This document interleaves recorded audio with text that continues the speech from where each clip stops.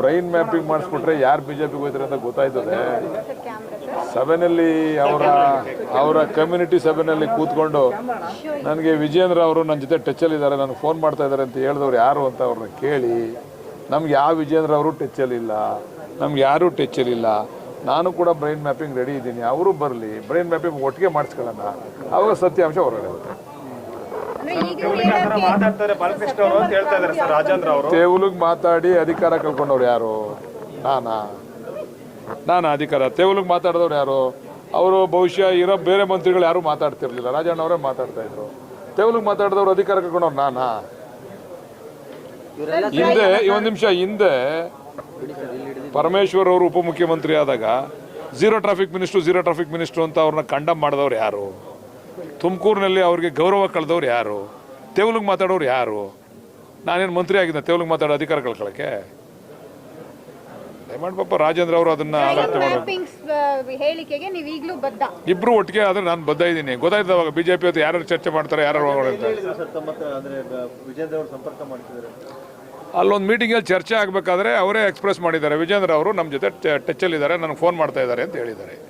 ಕೇಳ್ಕೊಳ್ಳಿ, ಅವ್ರನ್ನ ಕೇಳಿ, ಸತ್ಯನ ಸುಳ್ಳ ಅದು ರಾಜಣ್ಣ ಅವ್ರು ಹೇಳಿರೋದು ನಾನೇನಿರೋದಲ್ಲ, ಅವ್ರನ್ನ ಕೇಳ್ಬೇಕು ನೀವು. ಯಾವ ಕ್ರಾಂತಿ ಆಯ್ತು ಅವ್ರು ಹೋಯ್ತಾರೆ ಅಂತ ಹೇಳಿದ್ದೀನಿ. ಕಾಂಗ್ರೆಸ್ನಲ್ಲಿ ಕ್ರಾಂತಿ ಆಯ್ತು ಅಂತ ಒಬ್ರು ಹೋಗೋದ್ರಿಂದ ಕ್ರಾಂತಿ ಆಯ್ತದ? ಯಾರ ಜೊತೆ? ರಾಜಣ್ಣ ಅವ್ರ ಜೊತೆ ಅಲ್ಲ, ನೀವು ಕೇಳಿ ಅವ್ರನ್ನ.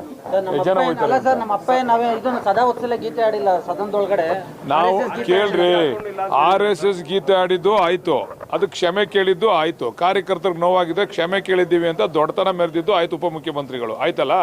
ನೀವೇನು ಹೇಳಿದ್ದೀರಾ?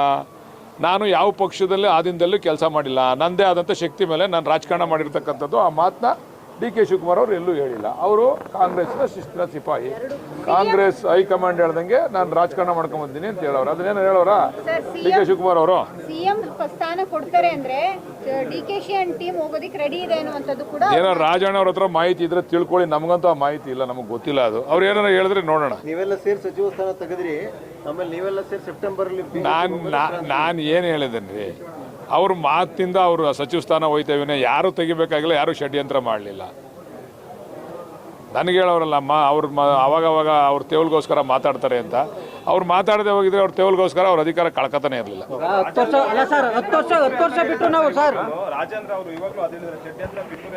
ಅಧಿಕಾರ ಹೋದ್ಮೇಲೆ ಇವೆಲ್ಲ ಬಂದೇ ಬರ್ತದೆ ಸಾಮಾನ್ಯವಾಗಿ. ನಾನು ಮೂರು ಪಕ್ಷದಲ್ಲೂ MLA ಆಗಿದ್ದೀನಿ. ನಾನು 3 ಪಕ್ಷದಲ್ಲೂ MLA ಆಗೋ ಸುಲಭನಾ?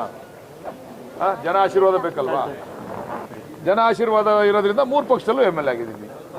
ಹಂಗಂತ ನಾನು ನನ್ನ ಹೈಕಮಾಂಡ್ಗೆ ಗೌರವ ಸಲ್ಲಿಸಲ್ಲ, ನಾನು ಇವತ್ತು ಎಲ್ಲಿದ್ದೀನಿ ಅಲ್ಲಿ ಗೌರವ ಸಲ್ಲಿಸ್ತೀನಿ ಅಂತ ಹೇಳಿದ್ದೀನಿ. ನಾವು ಕಾಂಗ್ರೆಸ್ಸಲ್ಲಿ ಇದ್ದೀವಿ, ಕಾಂಗ್ರೆಸ್ ಹೈಕಮಾಂಡ್ಗೆ ಗೌರವ ಕೊಡ್ತೀವಿ ನಾವು.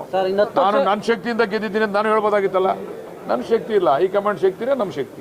ಸರ್, ಇನ್ನು 10 ವರ್ಷ ಬಿಟ್ಟರು ನಾವು ಸಿದ್ದರಾಮಯ್ಯನವ್ರ ಪರವಾಗಿ ಇರೋದು, ಬೇರೆ ಯಾರನ್ನ ಮುಖ ಸದ್ಯ ಈ ಒಳ್ಳೆ ಬುದ್ಧಿ ಬಂದ್ಬಿಟ್ರೆ ಬಹುಶಃ ನಾನು ಕೂಡ ಅವ್ರಿಗೆ ಶುಭ ಹಾರೈಸ್ತೀನಿ. ಬೇರೆ ಯಾರ ಮುಖ ತೋರಿಸಿ ನಾವು ಮತ ಪಡೆಯಕ್ಕಾಗಲ್ಲ ಅಂತ ಹೇಳಿದ್ದಾರೆ.